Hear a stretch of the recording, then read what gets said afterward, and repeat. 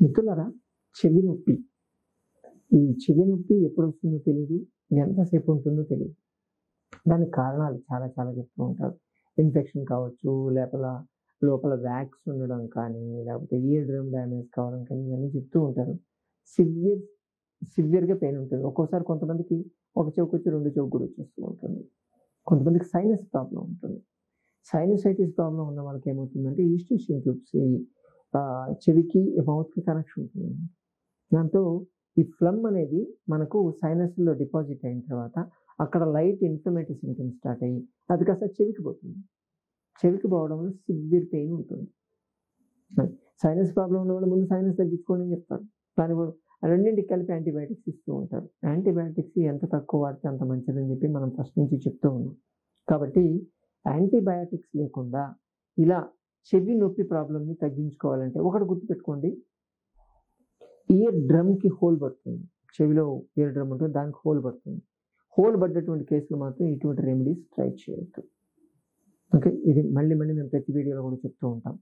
కాబట్టి only inflammatory symptoms వల్ల వచ్చినటువంటిది ఏదున్నా కానీ దాన్ని మనం తగ్గించుకునేటువంటి మెడిసిన్ మన మెడికల్ షాప్‌లో దొరుకుతుందండి ఖచ్చితంగా. మనం తయారు చేసుకోవాలి. అదేనండి మన వంటింట్లో చేసుకునేది. అలాగే సైంధవ లవణం, శొంఠి ఈ 3 కావాలి. ఈ 3 మనం ఏదో మసాలా దినుసుల లెక్క వాడుకుంటూ ఉంటాం కానీ అద్భుతమైనటువంటి యాంటీబయాటిక్స్. కాబట్టి ఇంగువ, సైంధవ లవణం, శొంఠి ఈ 3ని తులం లెక్క తీసుకోవాలి. అంటే 10 గ్రాములు కావాలి. 10 గ్రాములు తీసుకొని దాన్ని 7.5 తులాలు అంటే 75 గ్రాములు నువ్వుల నూనె కూడా కావాలి దీంతో పాటు. మనం ఈ 3 ఇంగువ, సైంధవ లవణం, శొంఠిని కొంచెం నీళ్లు మెల్లమెల్లగా యాడ్ చేసుకుంటూ నూరాలి ఫస్ట్. నూరి ముద్దలాగా చేసుకోవాలి.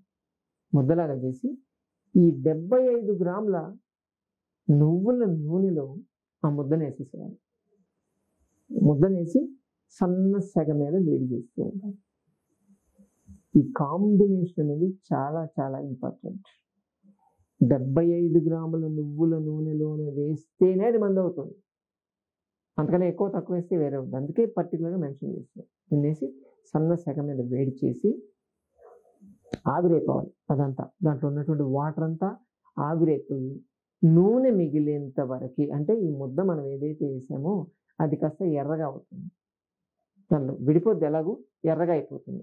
మనకు కాగిందని అర్థం అవుతూ ఉంటుంది. ఆ కండిషన్ ఉన్నప్పుడు దాన్ని తీసి వడగట్టేసి దాన్ని స్టోర్ చేసి పెట్టుకోవాలి. మీకు చెవి నొప్పి ఉన్నప్పుడు పొద్దున సాయంత్రం 2 times దీన్ని కొంచెం గోరువెచ్చగా చేసి ఒక 2-3 చుక్కలు చెవిలో వేయండి. చెవిలో వేసి దూది పెట్టేసేయండి. పెడితే గ్రాడ్యువల్గా మీకున్నటువంటి నొప్పి తగ్గిపోతుంది. చెవి నొప్పి తగ్గిపోతుంది. కారణం ఏదైనా కావచ్చు, మనకు సంబంధం లేదు. దీంట్లో శొంఠిలో అలాగే ఈ ఇంగువలో ఉండేటువంటి అద్భుతమైనటువంటి యాంటీ ఆక్సిడెంట్స్ ఉన్నటువంటి ఇన్ఫ్లమేషన్ని తగ్గిస్తాయి. అక్కడ లూజింగ్ డ్రై అయినప్పుడు కూడా కొన్నిసార్లు వస్తూ ఉంటుంది. ఇది కాస్త మాయిశ్చరైజింగ్ మెయింటైన్ చేస్తుంది, వ్యాక్సిన్ రిలీజ్ చేస్తుంది, ఇన్ఫెక్షన్ తగ్గిస్తుంది చాలా ఫాస్ట్గా. మీకు ఆక్సిజనేషన్ లెవెల్స్ని అక్కడ పెంచడం వల్ల మీకు నొప్పి అనేది చాలా తొందరగా తగ్గిపోతుంది. అలాగే వేప ఆకులు, మీకు మంచి వేపాకులు దొరుకుతాయి, ఫ్రెష్ వేపాకులు, అవి ఎక్కడైనా దొరుకుతాయి. తీసుకొని వచ్చి దాన్ని ఒక గుప్పెడు వేపాకులు ఒక 2 కప్పులు నీళ్ళలో వేసేసి దాన్ని బాగా వేడి చేయండి. మూత పెట్టేసి వేడి చేయండి. వేడి చేసిన ఆవిరి వస్తుంటుంది కదా, ఆవిరికి మీ చెవి పెట్టండి. రైట్ ఉంటే రైట్, లెఫ్ట్ ఉంటే లెఫ్ట్. చెవి పెట్టేసి మీరు ఆవిరి కానీ పట్టించారంటే మీకున్నటువంటి ఎటువంటి ఇన్ఫెక్షన్ అయినా సరే క్లియర్ అయిపోతుంది. ఈ 2 కానీ చేసుకోగలిగితే మీ చెవి నొప్పి తగ్గిపోవడం అనేది ఎవరూ ఆపలేరు.